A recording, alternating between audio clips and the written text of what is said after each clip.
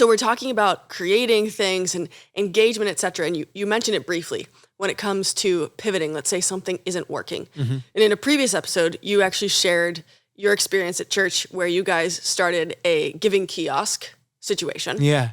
After reading Robert Morris's book. Yeah. And then after 4 weeks, you abandoned that idea completely. How could someone know and create a framework per se that aligns with the concept of, okay, if this does or does not happen, that's when I know we need to pivot and change direction from here? That one was a pretty clear one because giving took a nosedive. Yeah. And so we needed to resurrect it. Good thing we believe in resurrection in the church because our finances were almost dead based on the graph, flatlined. So that was a little bit more obvious one. I do think this is a good topic because especially in the early days, you kind of need to preempt it with your team. We're going to pivot a lot. We're going to change a lot. Yeah. Just be ready for change. Okay? Yeah. Like just brace yourself, put on your seatbelts.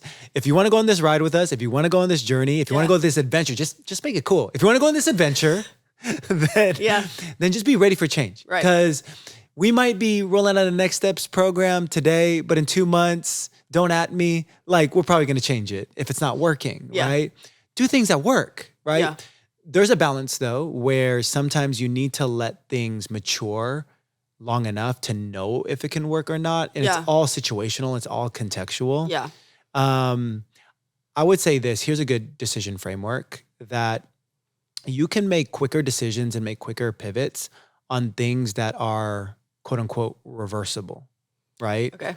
So you can be really fast and make decisions and kind of experiment with things and test things for things that are easy to undo, unwind, pivot, explain.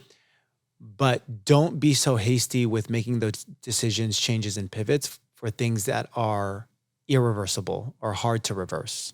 Does that make sense? So for example, pivot all you want in terms of the language for your Next Steps program.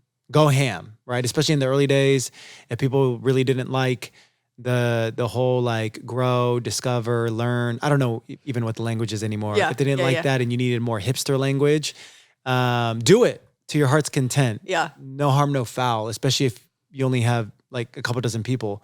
What do you got to lose? Sure. You know what I mean? You don't have a lot of people that are fixed to a language anyway. So you can pivot all you want in that. But, you know, an extreme example on the other side is purchasing a building and taking out a loan for that building and taking out a 30-year mortgage on that building. That's a little bit more of an irreversible decision. Yeah. Or maybe not irreversible, very hard to unwind. And so you want to be very thoughtful about that one. You want to invite counsel. You want to make sure it goes through the board. You want to make sure you talk to key givers. You want to make sure that you weigh that in prayer and, you know, you're not pivoting too quickly with those type of heavy decisions. Yeah. And that's also super important. And being in the Silicon Valley, we know just how few startups actually survive. The majority of them do not. Right. Yeah. Yeah. 8 out of 10 die. Yeah. In the first few years. And that's staggering. Oh. And, you know, let's just use church planning as an example because that's an easy parallel. But let's say you've attempted to plant a church. It's not going well. Like numbers are not up and to the right. If anything, you've peaked, you've flatlined. How do you know when to abandon or let something die? With the church is a little bit trickier. Yeah. Because especially in a category like that, it is oftentimes a calling, right? And and if you feel convicted that it's your calling, you cannot abandon your calling. Right. Right. Yeah. And there's a lot of ways that you can contextualize the hardship of what you might be facing, whether it's being stuck or, you know, in stagnation. You know, there's very practical things that you can do to try to dissect, okay, what is not working? Why is it not working? Yeah. So it's a little bit trickier if we're specifically talking about a pastor's calling, a church planner's calling.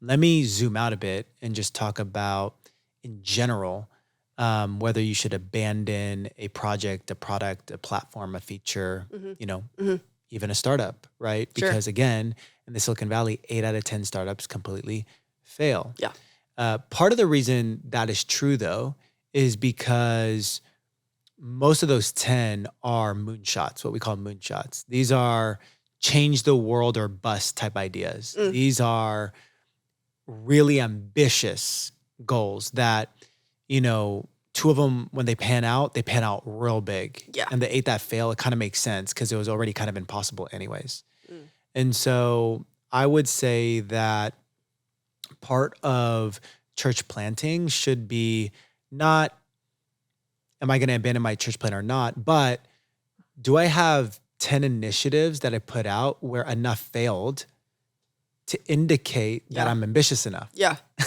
Yeah. If everything that you do just succeeds, maybe you're not risking enough. Maybe you're not stepping out in faith enough. Maybe it's actually all in your own strength. So that, I don't know. That's kind of like a different thought to that. Yeah. I would say in the realm of, let's keep it to company building really quick.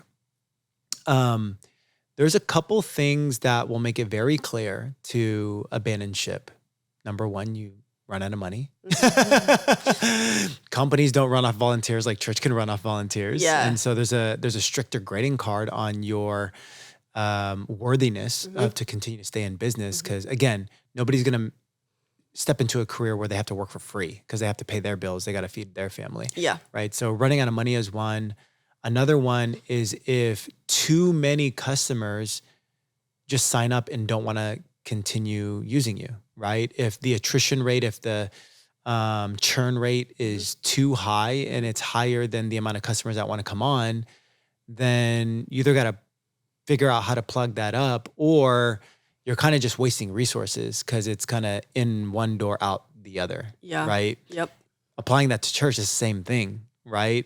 Maybe you shouldn't invest into that billboard yet until you figure out your next steps program, until you figure out your small groups, until you figure out your ministry team, until you figure out your faith and foundations or alpha course or whatever you want to call it. Yeah. Right. And so, so I would say if you can't keep customers, that's another indication. And if you can't recruit a team, if you can't keep team, right?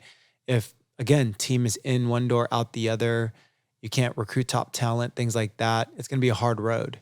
And so those would be some symptoms of, okay, maybe this is not the right company, either for this season or for you personally. And specifically in business, it's actually better to acknowledge that quickly and go through, the pain of that early rather than allowing something to go on too long and that breakup later being even more difficult.